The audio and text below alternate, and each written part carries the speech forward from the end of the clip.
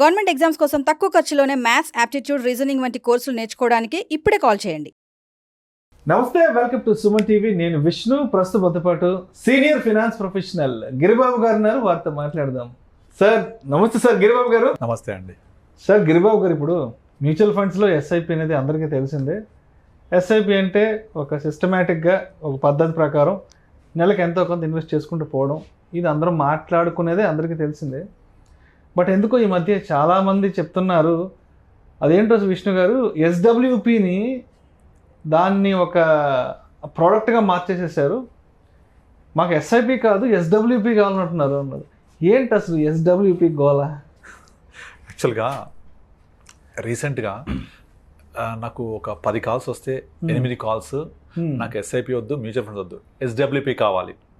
ఈ ఎస్డబ్ల్యూపీ కావాలి నాకు అదేదో ఉందంట, ఎస్డబ్ల్యూపీ ఉంటుందంట కదా, డబ్బులు బాగా వస్తాయంట కదా, అదైతే బాగుంటుందంట కదా, ఇలా అడుగుతున్నారు.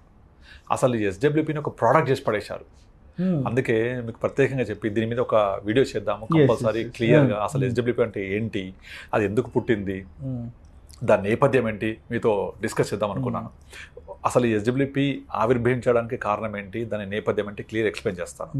యాక్చువల్గా మనం కనుక ఒక 20-30 సంవత్సరాల వెనకకెళ్ళి ఒక 15 సంవత్సరాల నుంచి మనం మామూలుగా చూస్తూ ఉంటే, ఎప్పుడైతే ఈ ప్రైవేట్ కంపెనీస్ బాగా గ్రో అవ్వడం, గవర్నమెంట్ జాబ్స్ తగ్గడము మనం చూస్తున్నాం కదా.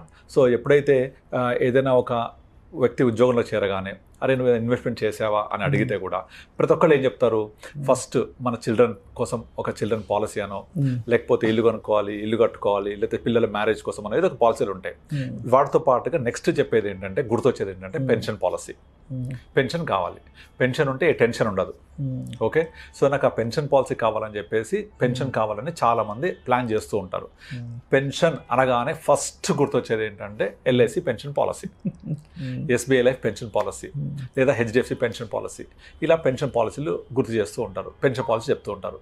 అయితే మనం ఇంకొంచెం వెనక్కి వెళ్తే మనకు ఇమ్మీడియట్ యాన్యుటీ ప్లాన్స్ కూడా ఉంటాయి.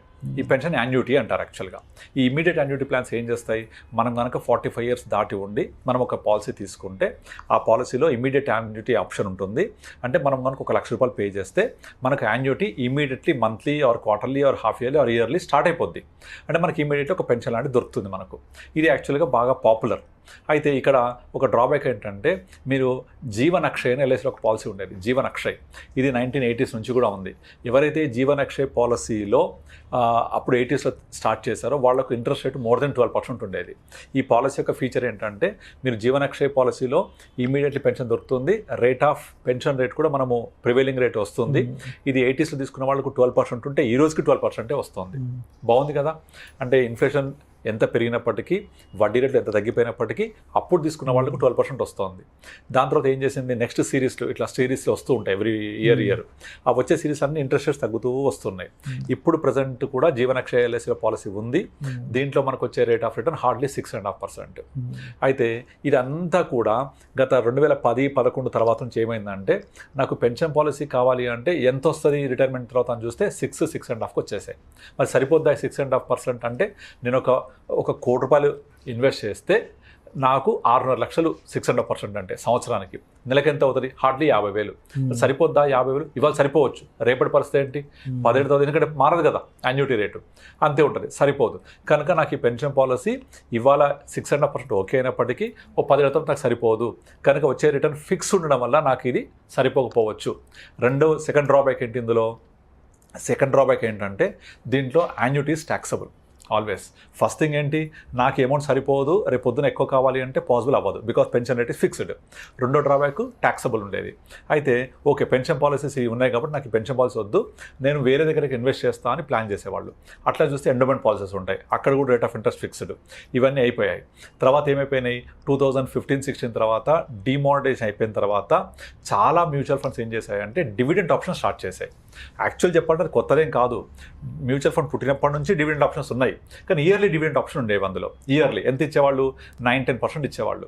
ఈ ఎప్పుడైతే 2016 డిమానిటైజేషన్ అయిందో, దాని తర్వాత అందరూ కూడా ఫిక్స్డ్ డిపాజిట్లు మానేసి తక్కువ రేట్ ఆఫ్ ఇంట్రెస్ట్ అయిందని మెల్లమెల్లగా ఫైనాన్షియల్ ఇన్స్టిట్యూషన్స్కి రావడం, అలా వచ్చి నాకు మంత్లీ ఇన్కమ్ ఉంటే బాగుంటుందని ప్లాన్ చేసినప్పుడు మ్యూచువల్ ఫండ్ హౌసెస్ ఏం చేశాయి, అదేదో సంవత్సరానికి 10% ఇచ్చే బదులు మేము దాన్ని మంత్లీకి కన్వర్ట్ చేస్తామని 10ని 12 చేసి డివైడ్ బై 12 months, మంత్కి 1% ఇవ్వడం స్టార్ట్ చేశారు. ఇది ఫస్ట్ స్టార్ట్ చేసింది HDFC బ్యాలెన్స్ అడ్వాంటేజ్ ఫండ్.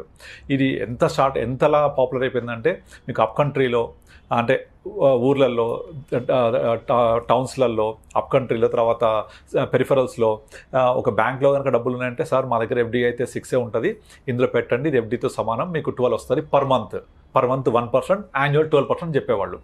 దాంతో నాకు చెప్తుండేవాళ్ళు ఒక్కొక్క బ్రాంచ్ వారానికి కొన్ని కోట్ల రూపాయల బిజినెస్ చేసేవాళ్ళు.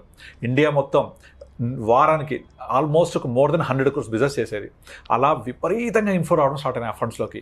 వాళ్ళని చూసి మిగతా ఫండ్స్ అందరూ కూడా మంత్లీ డివిడెండ్, పేఅవుట్ మంత్లీ అంటే 1% 0.9 0.85 అట్లా పెట్టేవాళ్ళు. ఇదంతా 2016, 17, 18 చాలా పాపులర్ అయింది. 18లో ఒక బడ్జెట్లో ఒక రూల్ తీసుకొచ్చింది గవర్నమెంట్. ఏం చేసింది, 2018 బడ్జెట్లో డివిడెండ్ డిస్ట్రిబ్యూషన్ ట్యాక్స్ ఇంపోజ్ చేశారు. ఈ డివిడెండ్ డిస్ట్రిబ్యూషన్ ట్యాక్స్ అనేది it's taxable in your hand. మీకు ఏదైతే డివిడెంట్ వస్తుందో ఈ మ్యూచువల్ ఫండ్స్ ద్వారా కావచ్చు, స్టాక్స్ ద్వారా కావచ్చు, ఇది మీ చేతికి వచ్చాక డివిడెంట్ ట్యాక్సబుల్ అంటే ఏంటి, మీకు ఆల్రెడీ ఎంత బ్రాకెట్లో ఉన్నారో 10%, 20%, 30% ఏ బ్రాకెట్లో ఉంటే ఆ టోటల్ ఇన్కమ్కి ఇది యాడ్ చేసి మీరు ట్యాక్స్ పే చేయాలి. సో డివిడెండ్ డిస్ట్రిబ్యూషన్ ట్యాక్స్ అయ్యేసరికి ఎవరైనా ఈ మంత్లీ ఇన్కమ్ కావాలంటే వాళ్ళు తక్కువ అమౌంట్స్ చేయరు, పెద్ద అమౌంట్స్ ఇన్వెస్ట్ చేస్తూ ఉంటారు. ఆ వచ్చే అమౌంట్ మీ పర్సనల్ ఇన్కమ్ యాడ్ చేసి మీ బ్రాకెట్ 30% అయితే 30% ట్యాక్స్ పే చేయాలి. కనుక 30% ట్యాక్స్ పే చేస్తుంది కాబట్టి మీకు డివిడెంట్ అనేది సూటబుల్ కాదు. కనుక మీరు సిస్టమాటిక్ విత్డ్రాకి వెళ్ళండి. ఈ SWPకి వెళ్ళడం వల్ల ఏమవుతుంది, విత్డ్రా కదా, దీని LTCJ ఉంటుంది 10%. అది కూడా ఏంటి, మీకు చాలా వరకు ఈ బ్యాలెన్స్ ఫండ్స్ అని కూడా ఫస్ట్ 10% ఆఫ్ కార్పస్ మీద విత్డ్రా చేస్తే ఎగ్జిట్లో లేదు అని చెప్పేవాళ్ళు. కనుక మీరు 10% వరకు నాకు యాన్యువల్ ఇన్కమ్ వచ్చేలాగా 10% per annum divide by 12 months అలా తీసుకొని SWP ప్లాన్ చేసుకునేవాళ్ళు. అంటే 10 లక్షలు ఇన్వెస్ట్ చేస్తే 10% ఎంత, ₹1,00,000 డివైడ్ బై 12 అంటే ₹8,000 పర్ మంత్. ఈ ₹8,000 నేను SWP పెట్టుకుంటే నాకు ఎగ్జిస్టింగ్ మీద ఎగ్జిట్లో లేదు, నా చేతికి వచ్చే దాని మీద 1 lakh ఉంటుంది కాబట్టి up to 1 lakh tax exempted. అలా ట్యాక్సేషన్ని దృష్టిలో పెట్టుకొని SWPని కొంచెం బెటర్ వైజ్ చేసి ఇంట్రొడ్యూస్ చేసింది అన్ని ఫండ్ హౌసెస్ కూడా. ఇక డివిడెండ్ ఆప్షన్ చాలా డిస్కరేజ్ చేస్తూ వస్తున్నాయి. ఎందుకంటే డివిడెండ్ తీసుకుంటే మీకు ట్యాక్సబుల్ కాబట్టి. సో ఇక్కడ ఇంకొక అడ్వాంటేజ్ ఏంటి, ఫస్ట్ ట్యాక్సేషన్ని అడ్రస్ చేసాం. అంటే మన పాత పాలసీలో ఉండే 2 ప్రాబ్లమ్స్, ఒకటి రేట్ ఆఫ్ యాన్యుటీస్ ఫిక్స్డ్, మీకు ఎక్కువ కావాలంటే రాదు. రెండోది వచ్చేసి ట్యాక్సేషన్. ఇక్కడ ఏంటి, ఇది మీరు 1 lakh తీసుకుంటారా, 1.5 lakh తీసుకుంటారా, 75 తీసుకుంటారా, మీ ఇష్టం. ఓకే, దీనివల్ల అమౌంట్ పెంచుకోవచ్చు. రెండోది మీకు దీని మీద long term capital gain tax 10%, అది కూడా ఫస్ట్ 1 lakh తర్వాత. ఇప్పుడు మారింది 12.5%, ఇప్పుడు ఫస్ట్ 1.25 lakh తర్వాత. అప్పుడు 10% ఫస్ట్ 1 lakh తర్వాత ఉండేది. కనుక మీకు ట్యాక్స్ పరంగా కూడా చాలా సులువుగా ఉంటే తక్కువ ట్యాక్స్ ఉంటుంది. సో ట్యాక్సేషన్ అడ్రస్ అయిపోయింది. తర్వాత రెండోది వచ్చేసి మీకు ఎంతైతే మార్చుకోవచ్చు, ఇది ఇంట్రొడ్యూస్ చేశారు ఎప్పుడు 18 తర్వాత. ఇక దాని తర్వాత ప్రతి ఒక్క ఫండ్ హౌస్, SBI, AMC అయితే కంప్లీట్ డివిడెండ్సే ఆపేసింది. వాళ్ళ ఫండ్లో ఏ ఒక్క ఫండ్ కూడా డివిడెండ్ అనౌన్స్ చేయదు. అంటే మంత్లీ కాదు చెప్పేది, యాన్యువల్ కాదు నేను చెప్పేది. అంటే యాన్యువల్ డివిడెండ్స్ అనేవి ఇప్పుడు ఉన్నాయి కానీ మంత్లీ డివిడెండ్ ఆప్షన్ ఆపేస్తారన్నమాట వాళ్ళు. ఈవెన్ వాళ్ళ బ్యాలెన్స్ అడ్వాంటేజ్ ఫండ్లో కూడా మంత్లీ డివిడెంట్ ఉండదు.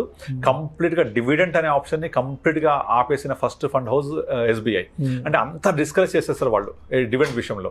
మీరు SWP ఉంది కదా, విత్డ్రా చేసుకోండి, ట్యాక్స్ పరంగా చాలా ఎఫిషియెంట్ ఉంటుంది, ఎంతగానో పెట్టుకోవచ్చు, తగ్గించుకోవచ్చు, ఇవన్నీ ఫ్లెక్సిబిలిటీ ఉంటాయని చెప్పేసి చేసేవాళ్ళు. ఇప్పుడు ఏమైపోయింది, ఇక అందరికీ కూడా ఓకే SWP పెడితే నాకు ఇంత డబ్బులు వస్తాయి, SWP పెడితే ఇంత నేను చేసుకోవచ్చు అనేది తీసుకోవడమే మాట్లాడుతున్నారు తప్ప అందులో ఫస్ట్ ఇన్వెస్ట్ చేయాలి, దాన్ని పెంచుకోవాలి, కార్పస్ పెరుగుతుంది, నేను ఎప్పుడైతే అవసరమైద్దో అప్పుడు తీసుకోవాలి, నా గోల్ కోసం ప్లాన్ చేసుకోవాలి, రిటైర్మెంట్ కార్పస్ లాగా చేసుకోవాలి, నాకు ఎవ్రీ మంత్లీ కావాలంటే చేసుకోవాలి అని చెప్పేసి ఇలాంటి థాట్ ప్రాసెసే మర్చిపోయారు. కేవలం SWP తీసుకుంటే డబ్బులు వస్తాయి దాన్ని హైలైట్ చేస్తూ యూట్యూబ్లలో అక్కడిక్కడ చేయడం వల్ల చాలామంది దీని సెకండ్ పోర్షన్ చూస్తున్నారు. నాకు డబ్బులు వస్తాయి, ఇంత మనీ వస్తుంది తప్ప ఏం చేయాలి, దీని ప్రాసెస్ ఏంటి, దీని యొక్క బ్యాక్గ్రౌండ్ ఏంటి, ఎందుకు ఇది ఉద్భవించింది, దీని యొక్క నేపథ్యం ఏంటి, ఎవరికి అవగాహన లేదు. ఇప్పుడు ఈవెన్ యూట్యూబ్లో కూడా రీసెంట్గా నాకు చాలామంది అడిగారు, ఆ SWPలో ఎంత వస్తుంది అంటే ఒక ఆమె ఏం చేసిందంటే నాకు మెసేజ్ పెట్టింది, సార్ నేను పలానా యాప్లో వెతుకుతున్నాను, SWP ఎక్కడ కనబడలేదని. ఫస్ట్ ఇన్వెస్ట్ చేయలేమా, ఇన్వెస్ట్ చేయకుండా SWP చేద్దామని చూస్తున్నా అంటోంది. ఇన్వెస్ట్ చేశాక కదా SWP, ఇన్వెస్ట్మెంట్ వద్దు, SWP కావాలి, ఎక్కువ వస్తాయి అందులో. ఆప్షన్ ఎక్కడ ఉంది వెతుకుతుంది ఆమె, literally I show you the message also. ఆమె వెతుకుతుంది అనమాట, నేను SWP కోసం ఆప్షన్ వెతుకుని దొరకట్లేదు, ఎక్కడ చేయాలి అది. ఫస్ట్ ఇన్వెస్ట్ చేయాలి కదా, ఇన్వెస్ట్ చేసి కదా దాన్ని కన్వర్ట్ చేసేది. విత్డ్రా చేసేప్పుడు మీకు మంత్లీ తీసుకోండి, క్రమానుగతంగా విత్డ్రా చేసుకునే ఒక విధానం అది. సిస్టమాటిక్ ఇన్వెస్ట్మెంట్ ప్లాన్కి ఎగ్జాక్ట్లీ ఆపోజిట్ అది. Systematic investment plan, systematic withdrawal plan. మనం ఇన్వెస్ట్ చేస్తూ పోతాం, పెరుగుద్ది, లంసమైద్ది, సిస్టమాటిక్గా తీసుకుంటూ ఉండండి. మనం ఒక వీడియో చేసాం, గుర్తుందా? మీ నెల్లూరు ఫ్రెండ్కి ఒకటి చెప్పాము, 50 లక్షలు ఉంటే ఇల్లు కొనాలా, మ్యూచువల్ ఫండ్ పెట్టాలని.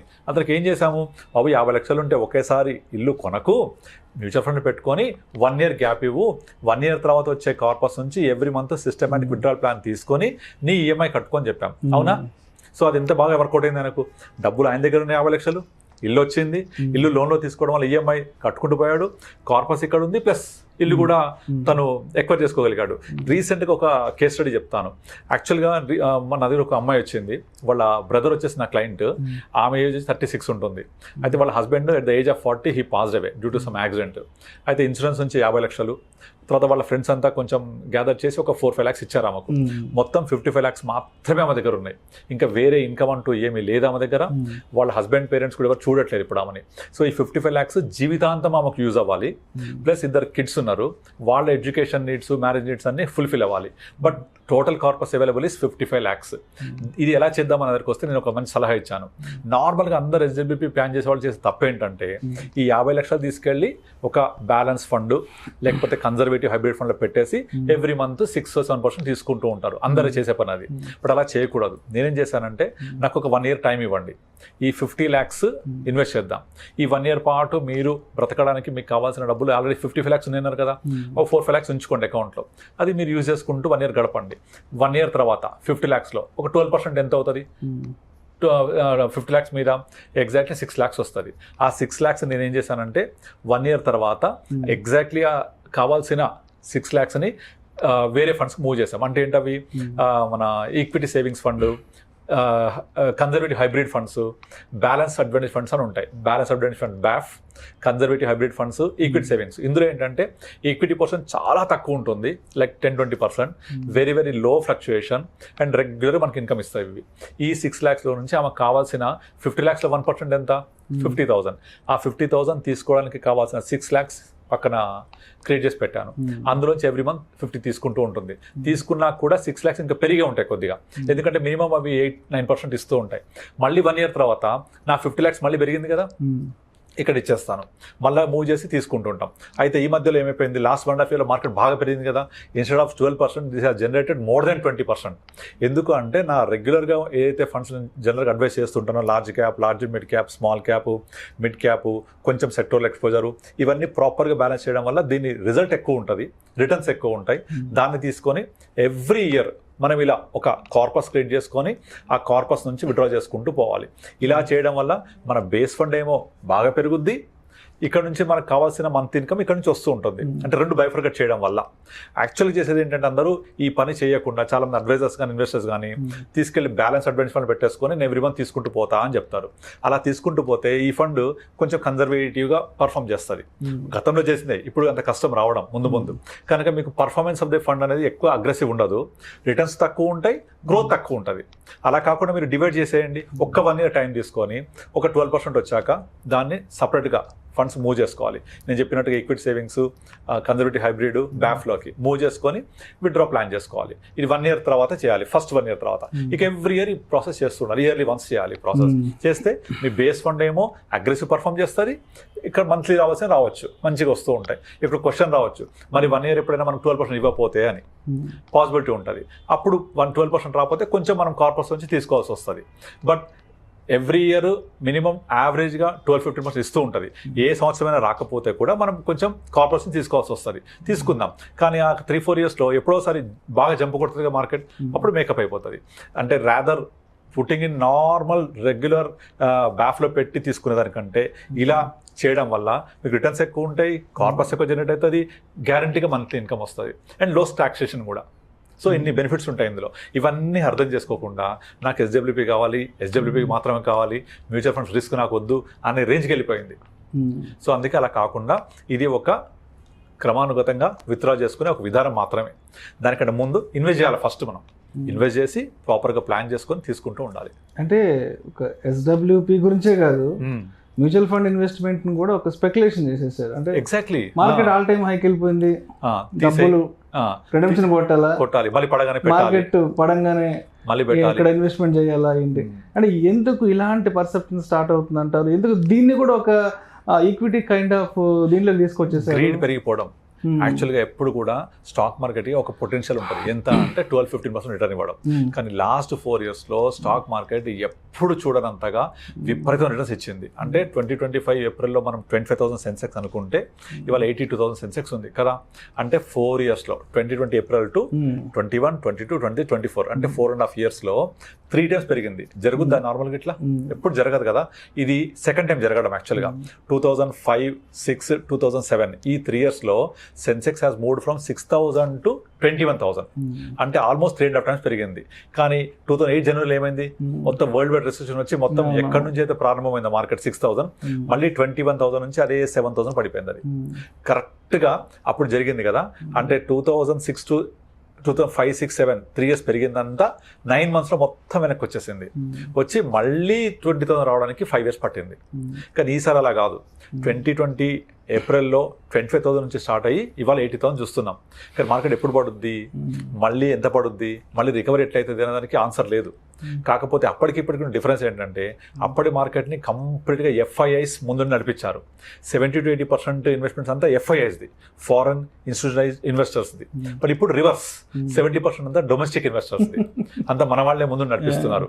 అసలు మార్కెట్ పడింది అంటే నెక్స్ట్ డే పబ్లిక్ మనీ హ్యూజ్గా అసలు ఎఫ్ఐఐస్ రోల్ చాలా తగ్గిపోయింది. సో ఇప్పుడు మన ఇండియన్ ఇన్వెస్టర్స్ ముందుండి మార్కెట్ తీసుకెళ్తున్నారు.